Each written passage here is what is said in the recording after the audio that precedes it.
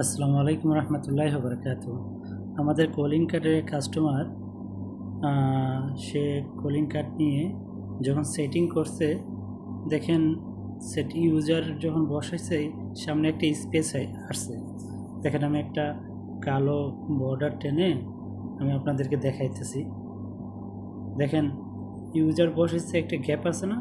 হ্যাঁ, আপনারা খেয়াল করবেন যখন কলিং কার্ড আইটেল ডায়ালারে সেটিং করবেন, সামনে কোনো রকম যেন স্পেস না পড়ে।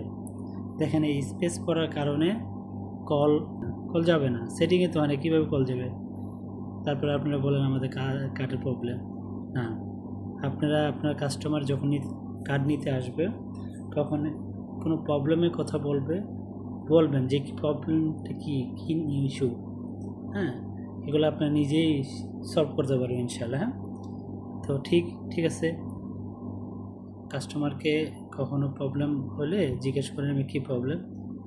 তাই এটা একটা মুখ্য প্রবলেম, যেন সেটিং করে সেটিংয়ে ইউজার পাসওয়ার্ডে বসানোর সময় যেন সামনে কোনো স্পেস যেন না পড়ে। হ্যাঁ, ধন্যবাদ আমাদের সাথে থাকার জন্য। আসসালামু আলাইকুম।